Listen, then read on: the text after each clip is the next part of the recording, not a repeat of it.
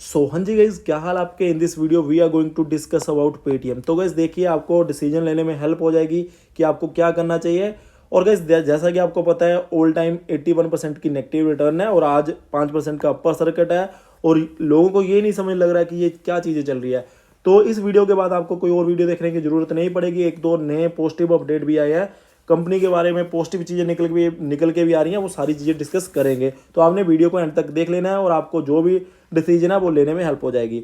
सबसे पहले बात गाइस देखिए, लगातार इस कंपनी को आरबीआई के द्वारा बोला जाता है कि आप कंप्लायंस नहीं कर रहे हो जो रूल्स एंड रेगुलेशन है उनका, और वो चीज़ें ऐसे चलती रहती है। फिर आफ्टर ऑल 31 को होता कुछ ऐसा है कि 31 को जो पेटीएम को ये बोल दिया जाता है कि पेटीएम पेमेंट बैंक की जो सर्विसेज है उसके ऊपर बैन लगा दिया जाता है आरबीआई के द्वारा।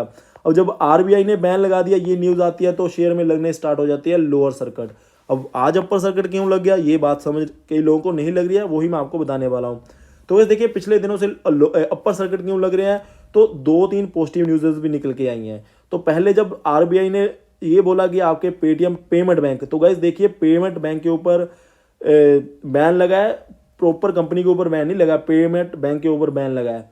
तो पहले जो बैन लगा था, बोल दिया जाता था कि 29 फरवरी तक आप जो पेटीएम पेमेंट बैंक की जो सर्विसेज है उसको चला सकते हो।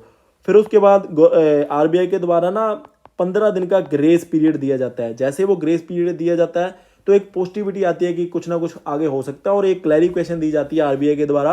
मैं आपको बता दूं, आरबीआई ने एक नई क्लैरिफिकेशन दी है। उन्होंने बोला कि जो इनके साउंड वर्क्स है वो भी एज इट इज़ काम करेंगे जैसे एज यूजुअल काम करते हैं, और उसके बाद जो इनके क्यूआर कोड है वो भी एज इट इज़ काम करेंगे। फिर उसके बाद कंपनी के द्वारा, पेटीएम के द्वारा एक अपडेट दिया जाता है कि जो इनका नोडल बैंक अकाउंट है वो इन्होंने एक्सिस बैंक लिमिटेड को शिफ्ट कर दिया है।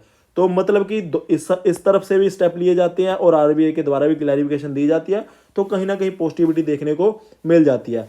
तो अब गाइज आज एक और अपडेट आ जाता है, वहां पे ये बात बोली जाती है कि ईडी इन्फोर्समेंट डायरेक्टरेट को फोरेक्स और फेमा की फिलहाल कोई भी वायोलेशन देखने को नहीं मिली है। तो गाइज फिलहाल बोल रहा हूँ, टिल नाउ, उन्होंने बोला कि टिल नाउ हमें कोई भी वायोलेशन फोरेक्स एक्ट और फेमा एक्ट की देखने को नहीं मिली है। तो फोरेक्स और फेमा की वायोलेशन नहीं देखने को मिली है फिलहाल। आगे देखने को मिल जाए अलग बात है। तो ये भी एक पॉजिटिव चीज़ हो सकता है कि आने वाले दिनों में फिर से आपको अपर सर्किट देखने को मिले। अब गाइस आगे हमें क्या करना चाहिए, क्या हमें लॉन्ग टर्म इसको लेके चलना चाहिए या फिर क्या करना चाहिए। तो गाइस देखिए, मैं आपको बता दूं, अगर हमने लॉन्ग टर्म किसी शेयर को लेना होता है ना, तो हम लॉन्ग टर्म शेयर को इसलिए लेते हैं अगर उनके फिनेंशियल अच्छे हो, हमें जो फ्यूचर की प्रोजेक्शन है वो पॉजिटिव देखने को मिले। बट गाइज यहाँ पे चीज़ क्या है, यहाँ पे चीज़ ये है कि इनके पिछले 4 साल में इन्होंने लॉस ही दिखाए हैं, और लॉस दिखाए हैं। उसी के साथ साथ एक ये भी चीज़ है कि जो पिछले साल के लॉस थे वो काफ़ी कम थे, बट लग रहा था कि 2023 में लॉस काफ़ी कम हो गया, 2024 में ये प्रॉफिट पोस्ट करेंगे। अब कंपनी ने खुद ही बोल दिया है कि जैसा सिनेरियो बना हुआ है इनके ऊपर पेनल्टीज भी लगेंगी, और जब वो पेटीएम पेमेंट बैंक की सर्विसेज बंद हो जाएंगी तो जो 2024 है जहाँ पे भी प्रॉफिट पोस्ट करना पॉसिबल नहीं है, तो यहाँ पे भी लॉस बढ़ के आएंगे। तो गैस उस चीज़ को अगर मैं माइंड में रखूँ तो हो सकता है कि जब वो फिनेंशियल्स आएंगे फिर आपको प्रेशर देखने को मिले। तो आने वाले 6 से 8 महीने कंपनी के लिए काफ़ी एक ऐसा पीरियड रहेगा कि जो शेयर प्राइस है वो आपको प्रेशर में ही देखने को मिले। ठीक है, तो लॉन्ग टर्म में अगर आपने इन्वेस्टमेंट करनी है तो आपको इंतजार कर लेना चाहिए। अब गाइस जैसे ये मैंने आपको बताया कि ईडी की अभी जो लेटेस्ट अपडेट है, उन्होंने बोला कि फिलहाल तो हमें कोई वायोलेशन देखने को नहीं मिली है। अगर ऐसी 2-4 और अपडेट आती है कि हाँ भाई साहब इनकी तो कोई वायोलेशन नहीं थी, जो चीज़ें थी वो पेटीएम ने बोल दिया कि हम उसको फॉलो करेंगे, और आरबीआई के द्वारा ये बोल दिया जाता है कि हाँ कोई बात नहीं, आपको जो ग्रेस पीरियड 15 दिन का दिया गया था अब उसको बढ़ा के 6 महीने कर दिया गया और आपको मॉनिटर करेंगे। अगर ऐसा कुछ निकल के आ गया तो जो ये अपर सर्किट अभी लगने स्टार्ट हो गया, हो सकता है कि फिर से 600-700 का हो जाए।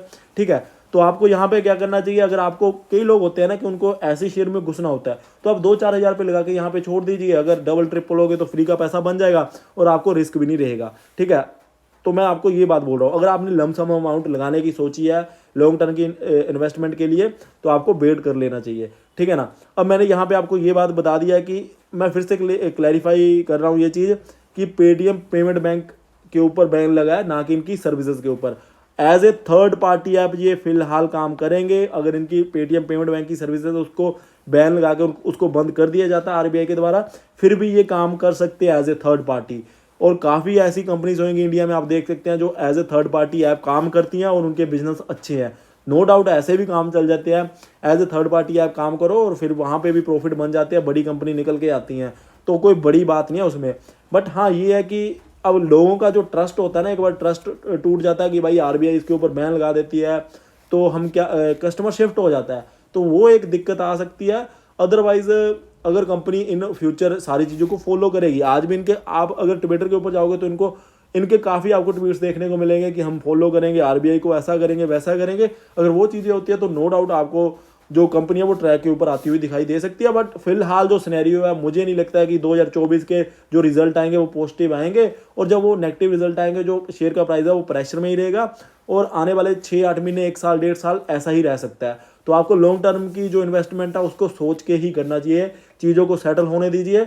और जो शॉर्ट टर्म में मैंने आपको बता दिया, अगर आप शॉर्ट टर्म में पैसा कमाना चाहते हो तो आप 4-5 हज़ार रुपये लगाइए, इससे ज़्यादा मत लगाइए। अगर ऐसी जो ईडी की अभी जो नई अपडेट आई है कि भाई फोरेक्स और फेमा की कोई वायोलेशन देखने को नहीं मिली है, अगर 1-2 और अपडेट आते हैं तो 2-4 आपको ऊपर से कर लगेंगे, आपका पैसा 40-50% की आपको रिटर्न मिल जाए, आप अपना पैसा निकाल सकते हो।